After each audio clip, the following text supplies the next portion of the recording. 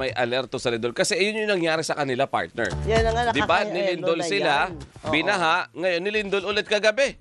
Meron na naman. Kakausapin po natin ang mayor ng Jose Abad Santos sa Davao Occidental. Nakausap na natin siya minsan, partner, pero Correct. kausapin natin Ito na ulit ngayon at naman. mahirap pa rin yung linya ng komunikasyon sa kanila. Si Mayor Jason John Joyce. Mayor, magandang umaga po. Doris at Robert sa Tandem ng Bayan. Good morning, Mayor. Magandang umaga po, sir and ma'am. Good morning po. Opo, good morning po. Update please, Mayor. Opo, Oo, kumusta na po ang sitwasyon Kasi nila, sabi partner? mo nga, partner, well, sabi ko, ano ba talaga? Bagyo? Lindol? O ano? Sabi mo may... Oo, nilindol sila noong una. Tumama na Magkaroon ng naman. bagyo. Yeah. Tapos Oo. nilindol na naman. Oh. Oo. Yes. Kaya nga po, sir and ma'am, sabi ko nga po kagabi na parang meron kaming nightly na combo na ulan, baha, landslide at lindol. Halos gabi-gabi na po nangyayari yung ganito. At nung July 10 po ng gabi ay nagkaroon ng matinding pagbaha sa halos lahat ng barangay namin po. Dahil lahat ng barangay namin ay may rivers. Opo. So halos lahat ng river bumaha. Sa isang barangay po ay medyo napuruhan talaga at nagkaroon kami ng mga casualty. 4 na yung confirmed dead at 5 po yung missing pa po hanggang sa ngayon. Opo, doon sa mga bahay, Mayor, sa ibang lugar po kasi talaga na-wash out din yung mga bahay pagdaan ng baha. Diyan po sa inyo po sa Jose Abad Santos, kumusta naman po?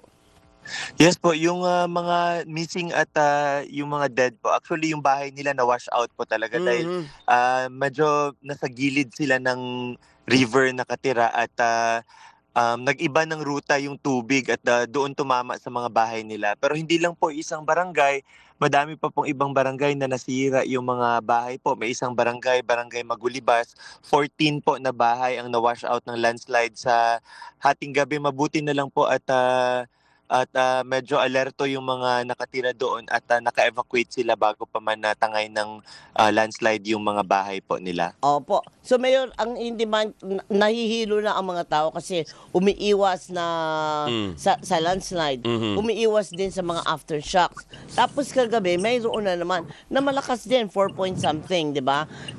Ito po bang mga tao na ito ay inabot sila nung lindol na nasa labas o nagsipagbalikan na sila sa bahay nila?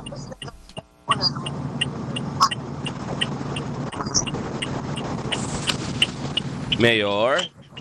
Mayor, mukhang... Mayor? Naku, Yung signal talaga ang meron din problema. po Mayor? sa ating signal na naman.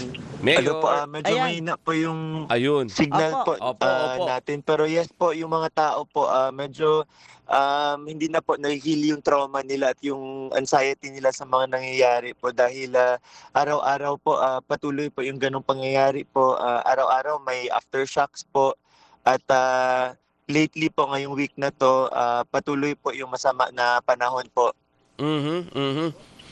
So, ibig sabihin, Mayor, walang puknat ang banta ng pagguho ng lupa. Yes po, dahil po dahil nga po sa malakas na earthquake po ay actually nagkaroon ng mga bitak-bitak yung mga kabundukan po namin at dahil po sa matinding pag-ulan na itinatangay na po ng agos ng tubig yung ating mga kabundukan po. Opo. Mayor, dyan po sa bayan po ninyo, may mga barangay ba na hindi pa rin po mapasok, ma-access dahil dun sa nangyaring pagbaha ng landslide?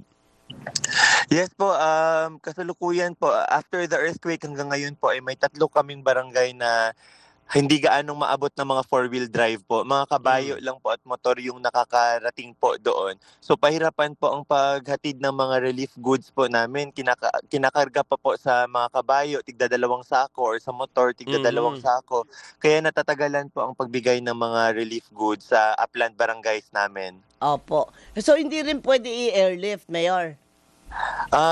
Ma'am Doris, actually naka-request na po kami ng 2 set ng airlift po.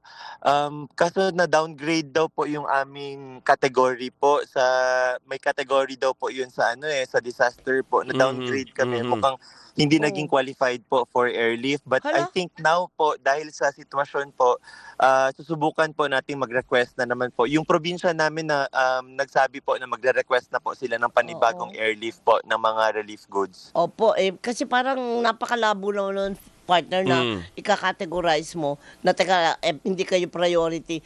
Ano pa bang prioridad ang gusto ninyo?